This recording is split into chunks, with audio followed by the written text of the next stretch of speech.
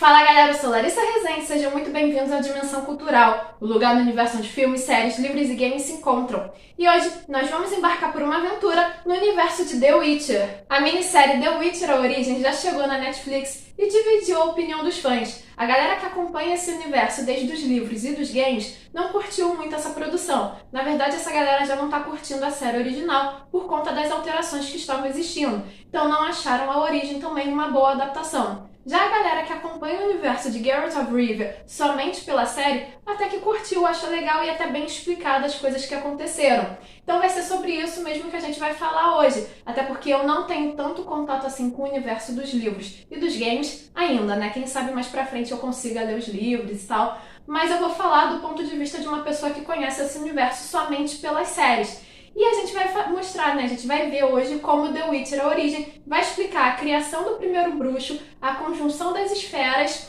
e também como os humanos chegaram naquele mundo. E a minissérie vai começar até de uma forma bem legal. Na verdade, acaba sendo uma ferramenta justamente para atrair a atenção dos fãs. A série começa com o nosso querido Jaskier, o nosso bardo favorito, sendo salvo por uma criatura que viaja entre espaços e tempos justamente para recordar histórias esquecidas. E ela vai fazer com que o Jaskier conte uma nova história, que seria a história dos Sete, né? Como 7 guerreiros extremamente diferentes um do outro, que nunca seriam amigos em condições normais, vão se unir para derrubar um império élfico, né? Um império tirano, na qual a partir desse momento eles vão criar o primeiro bruxo, justamente para derrubar essa tirania élfica. Então vai ser antes de absolutamente tudo, antes da chegada dos humanos, no mundo onde só viviam elfos e anões, antes do surgimento, né, da chegada da magia do caos também, um outro período, um período que muitos podem achar que seria mais pacífico, justamente por conta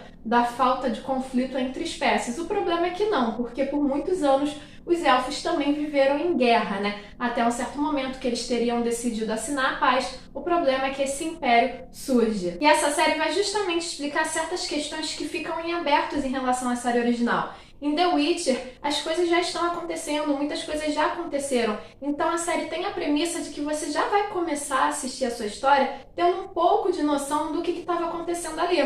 E em relação à origem, ela vai explicar justamente algumas coisas que ficam em aberto, como por exemplo a ideia dos monolitos dos anões também, como os elfos, né, que era a raça dominante daquele planeta, daquela terra, como é que eles vão perder o seu espaço, como é que eles vão começar a ser marginalizados, como é que os humanos vão ganhar tanto espaço assim. E a partir desse momento, é a partir dos acontecimentos de A Origem que isso mostra, né, que isso acontece, já que vai mostrar justamente o fim das monarquias élficas, como os elfos, eles também tinham uma atitude muito parecida com os impérios humanos, né, quando a gente vê em algumas outras histórias. E isso foi uma parte muito interessante, na verdade, não só dessa produção, mas da história desse universo, que os elfos, eles agem, né, apesar de eles serem uma criatura considerada mística e tal, eles agem como os humanos agem quando estão no poder, né? A gente vê muitas histórias relacionadas à fantasia, na qual os elfos aparecem, que os elfos são criaturas assim que agem com um comportamento um pouco superior,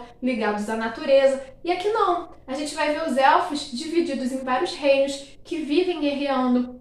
Então a gente vai ter a ideia da sede de poder, né, dos elfos se achando no direito de tomar determinadas decisões só por serem elfos, só por serem nobres, só por serem homens, né? Então eles não vão agir muito diferente dos humanos quando eles ocupam o poder. Nós teremos pobreza, fome, guerreiros, né, soldados mutilados por conta das batalhas, vivendo nas ruas, vivendo de esmolas. Então é um mundo muito mais realista, um mundo cruel, né? A gente vê que lá naquela era de ouro dos elfos, nem tudo era tão bonito assim. Então eu acho que é um ponto até bem positivo da série em relação a mostrar essa realidade tão crua e tão sofrida assim das outras camadas sociais. A série também possui cenários maravilhosos e uma fotografia muito bonita, além de cenas de luta bem dinâmicas, cheias de ação e que acabam atraindo a atenção do público. Além disso, a gente vai ter personagens extremamente carismáticos e bem-humorados.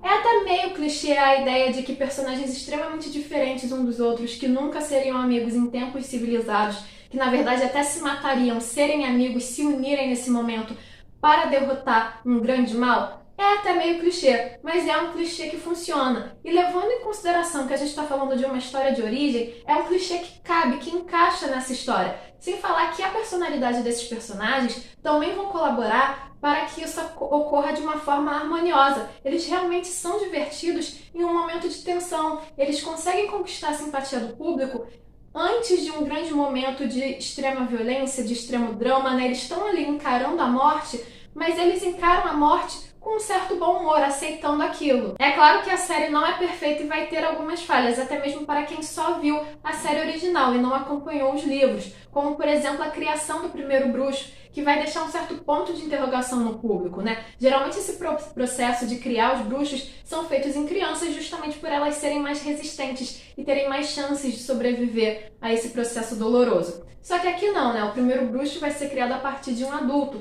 e vai ser ainda mais bizarro quando ele realmente tem o seu ponto de fúria extrema, que ele praticamente vira o incrível Hulk, né? Algo que não faz muito sentido dentro desse universo, e o efeito também, esse efeito de monstruosidade, não foi tão legal assim quanto outras partes técnicas dessa série. Mas além disso, né, além dessa questão mais falha em algumas adaptações da história, algumas características dessa adaptação, e em questões meio clichês que não são necessariamente um ponto negativo, né, só é uma estrutura mais repetitiva de história, essa série ela vai trazer uma questão muito legal em relação a quem controla a história, controla o mundo. Ou seja, vão existir personagens ali que, por mais que as motivações deles não sejam tão convincentes, são personagens que querem marcar o seu nome na história justamente porque eles querem ser lembrados como pessoas que fizeram grandes coisas, independente de serem lembrados de forma boa ou ruim, né? Essa é a questão, essa acaba sendo uma falha de motivação. A gente vai ter uma personagem que quer ser lembrada, quer ficar na história por fazer coisas boas, por levar os elfos à grandeza, mas ela acaba saindo de cena sabendo que não vai ser lembrada de uma forma boa, mas querendo ser lembrada assim mesmo, né? Então acaba sendo um pouco confuso as motivações dela, por exemplo.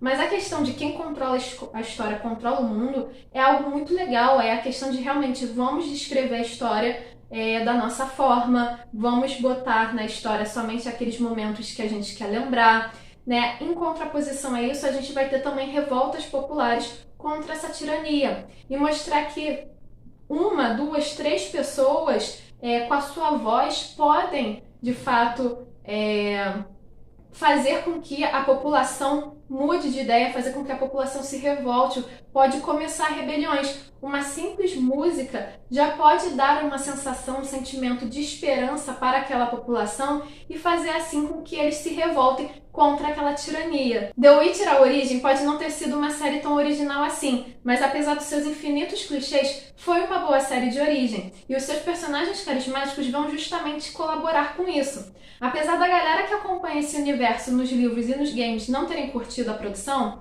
A Origem acaba sendo uma boa produção justamente para poder explicar a história desse universo para quem só acompanha esse universo com a série da Netflix. E vocês, já assistiram The Witcher: A Origem? O que acharam? Curtiram? Não? O que vocês acham que poderia ter sido melhor nessa produção? Deixe a opinião de vocês aqui nos comentários e não se esqueça de curtir esse vídeo e de se inscrever no canal para continuar acompanhando as nossas aventuras. Nos vemos na próxima!